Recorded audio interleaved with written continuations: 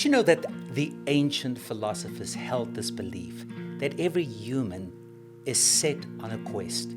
To live is to be embarked on a kind of unconscious journey towards the destination of our dreams. They say the place we unconsciously strive towards, that goal that we have in mind, the very thing that we crave, is our perception of the good life that we so desire. It is the very thing we imagine will make us happy. When we arrive or find that thing, they made this profound statement that you and I cannot bet our life on nothing. We cannot be headed nowhere because we live leaning forward, bent on arriving at a place we long for. So we've been living in a very volatile world with so many losses and changes.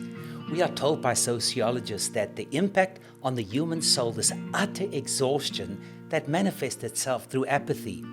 Apathy simply means the absence or suppression of passion, excitement, or emotion. And in a sense, it's characterized by indifference.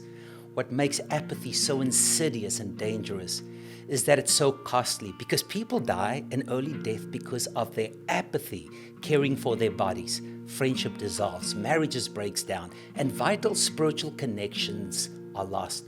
When the soul finds itself empty and exhausted, and the gravitational pull of apathy is a constant, and escapism is in the form of binge-watching movies and hours of social media, and the things we escape to, we don't understand that these escapes invite counterfeit longings into our hearts.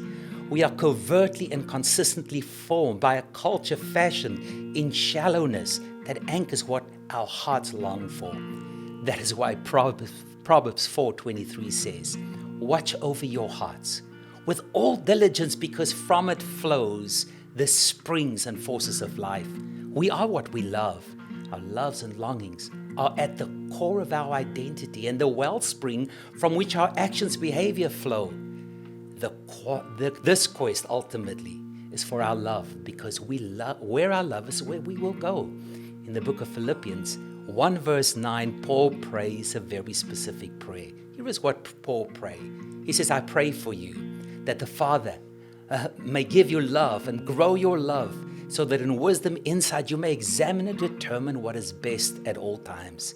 And on the day of Jesus, the Anointed One, the day of His judgment, that you will stand pure and blameless, filled with the fruit of righteousness that is ripened through Christ." They say that the way you break out of apathy is to set small goals and change your routine. To wait for an emotion that will make you feel the positive emotion to inspire you to do the right thing will actually never produce a single thing. To simply just do the right thing will produce the very feeling that we so deeply desire. And as followers of Christ, our desire is that our hearts will grow to love Jesus more deeply, more extravagantly, and more passionately.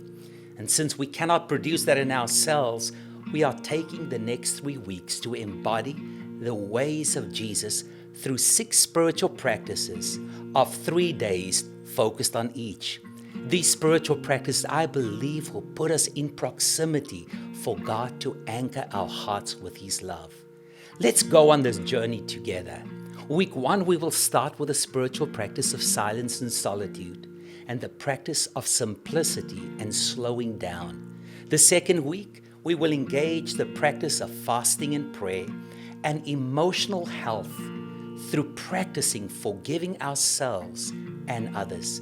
And finally, week 3, we will end this 3rd week with a spiritual practice of scripture reading and hospitality, being present at the table with others.